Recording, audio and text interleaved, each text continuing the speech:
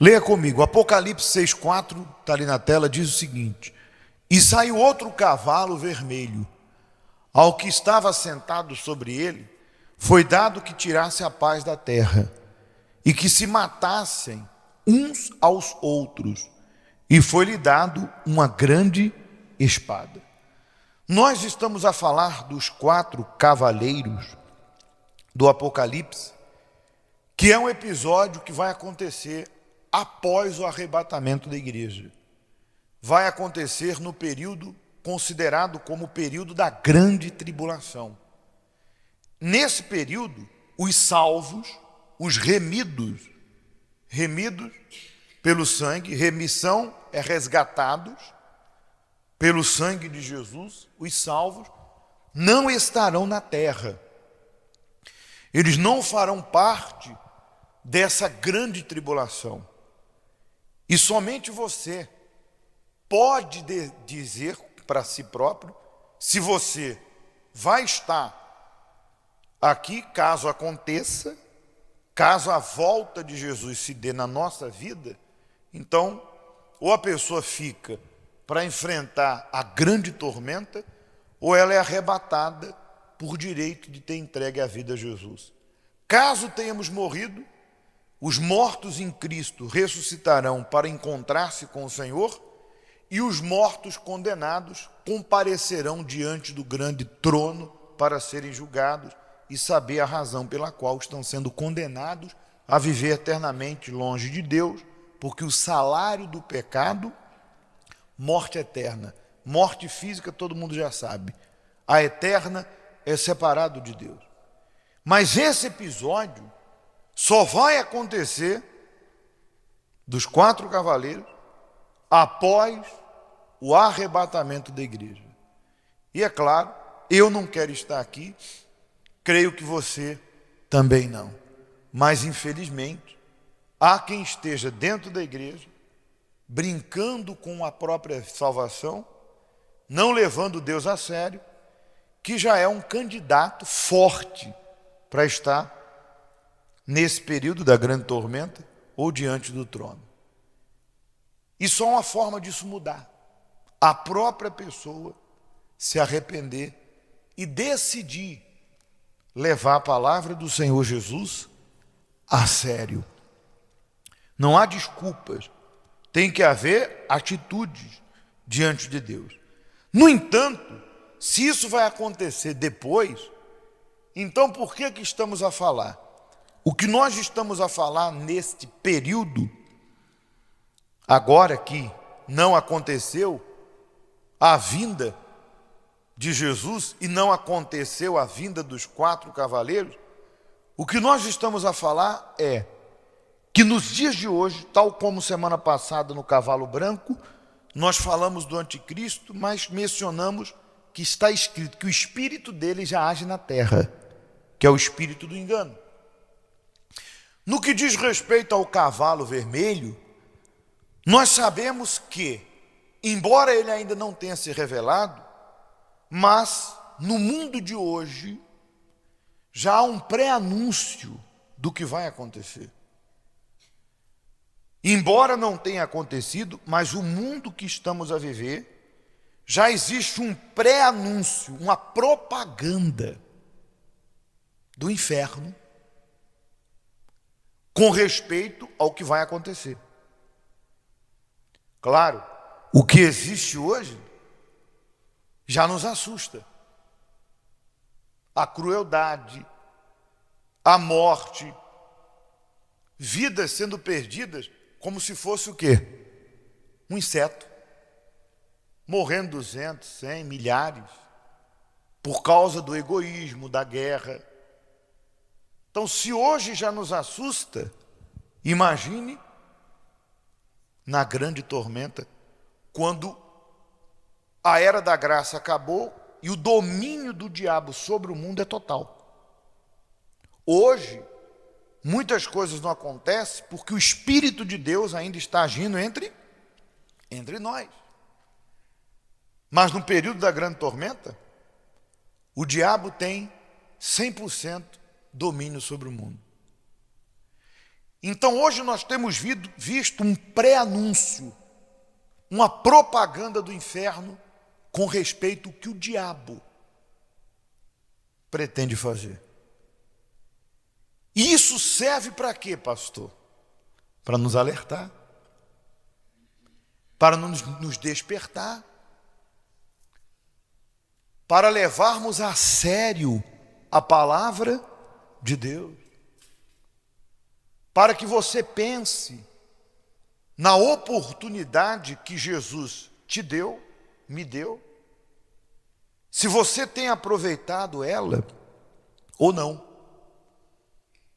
Porque imagine você, quantas pessoas que partiram desse mundo e quantas outras que partirão e que não tiveram e outras não terão a oportunidade que nós estamos tendo. Imagine se elas pudessem voltar e receber o que nós recebemos, qual seria a reação delas com respeito ao que ouvimos, o que vemos? Será que a reação dessas pessoas que deram entrada no inferno e voltaram seria a mesma de muitos que foram convidados pelo Senhor para a salvação, mas como diz o apóstolo, que elas têm rejeitado tamanha salvação? Imagine, hoje eu e você temos o privilégio de saber qual é o fim, porque o Apocalipse fala do quê? Do fim. Antigamente a morte era um mistério para nós, que nos assustava, porque não sabíamos para onde ia e como seria. E hoje? Ninguém foi, mas há até testemunhos de quem tenha tido aquela experiência, quase morte, que a pessoa conta algo que é exatamente o que está na Bíblia. Que quando ela entrou num coma, ou não teve um infarto e entrou num coma e etc., ela viu os demônios vindo buscar a alma dela. E não é isso que está escrito? Porque eu sou servo de quem eu sirvo. O meu Senhor tem direito sobre a minha vida. Não adianta eu servir a Satanás, viver me inclinando para o pecado, me entregando às coisas erradas, e no final, na saída do supermercado, eu não quero pagar a conta.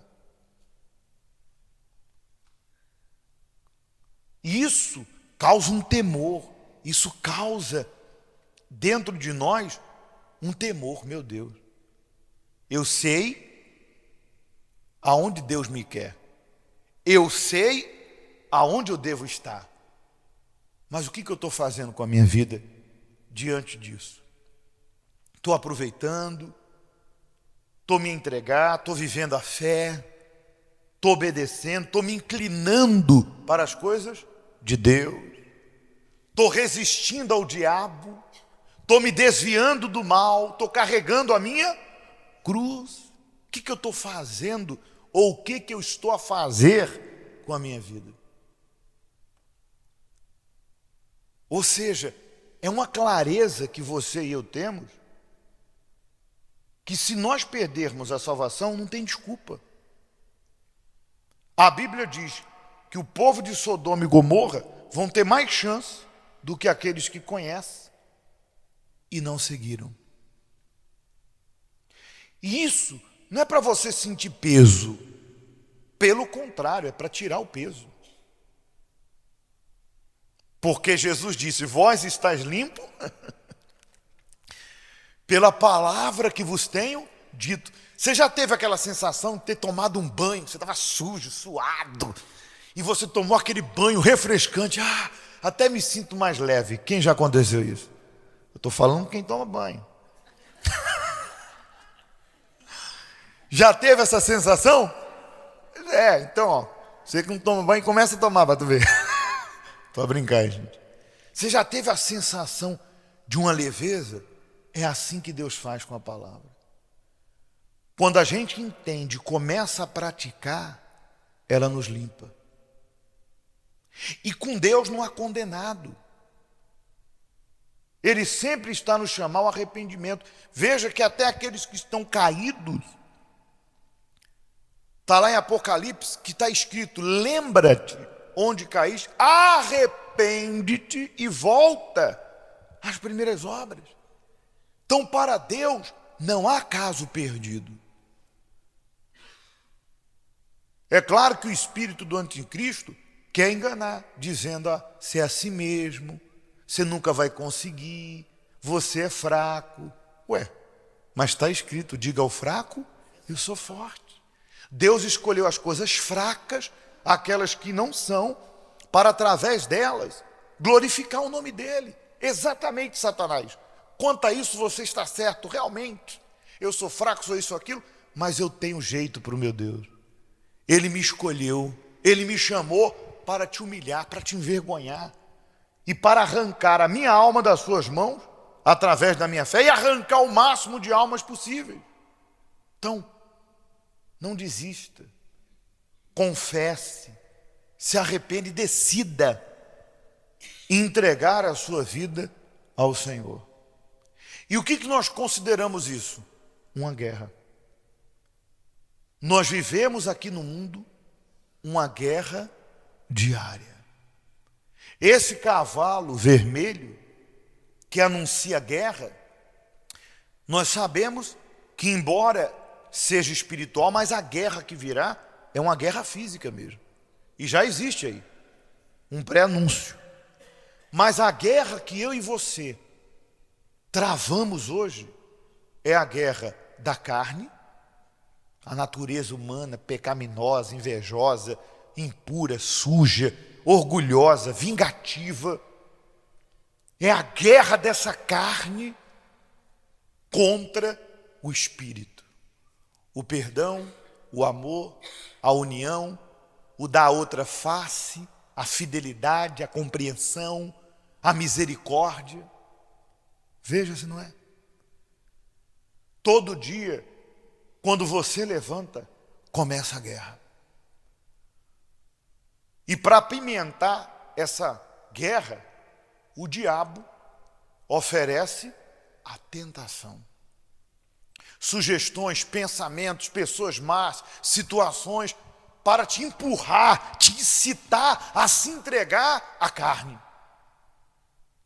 Em contrapartida, Deus, através do Espírito Santo, nos dá a palavra. Ele nos dá os testemunhos de pessoas que hoje estão entre nós e que, quando você olha para elas e conhece a vida delas, você diz assim: se ela conseguiu, eu também consigo. Está vendo que o diabo é um mentiroso? Olha o que ela era. Ela era uma prostituta, era um bruxo, era um viciado. Olha o que Deus está a fazer através dessa pessoa. Louvado seja Deus. Você está amarrado, o diabo mentiroso, desgraçado. Eu posso. Então essa luta é constante. Por isso que o Espírito Santo, através do apóstolo, revelou isso aí. Vamos ler? Revestivo de toda a armadura de Deus, para que possais estar firme contra as astutas ciladas do diabo. Olha a guerra, olha a guerra. E aí vem, porque não temos que lutar contra carne, pessoas, coisas e sangue, mas sim contra principados, contra potestades, contra príncipe das trevas deste século, contra as hostes espirituais da maldade nos lugares celestes. Tomai, eu vou continuar, portanto, tomai toda a armadura de Deus para que possais resistir no dia mau e, havendo feito tudo, ficar firmes. Essa armadura que eu e você temos que tomar não será dada, eu tenho que pegar. É justamente eu e você fazermos a nossa parte diária com respeito à nossa fé. Por exemplo, a oração. Porque logo depois fala dos itens, de uma armadura. Não vou entrar nesse detalhe. Mas a oração é uma arma. O jejum é uma arma. Se encher da palavra é uma arma. Outro dia a senhora me procurou cheia de pensamentos negativos. Eu falei, eu tenho uma solução para a senhora. Comece a ler a palavra. Porque se a senhora está cheia do que não presta, você está vazio do que é bom. Porque se a senhora estiver cheia do que é bom, não vai haver espaço para o que não presta. Então comece a se encher da palavra, porque ela é quem nos guia, é a arma, é a espada. Mas eu pergunto, isso vem voluntariamente? O que está escrito aí? Tomai. Sou eu quem tenho que ir lá e fazer a minha parte. Sou eu quem tenho que perdoar. Sou eu quem tenho que dar outra face. Sou eu quem tenho que ser misericordioso. Sou eu quem tenho que me desviar. Sou eu quem tenho que orar. Sou eu quem tenho que me arrepender. Sou eu quem tenho que confessar. Mas nós temos o Espírito Santo para nos ajudar.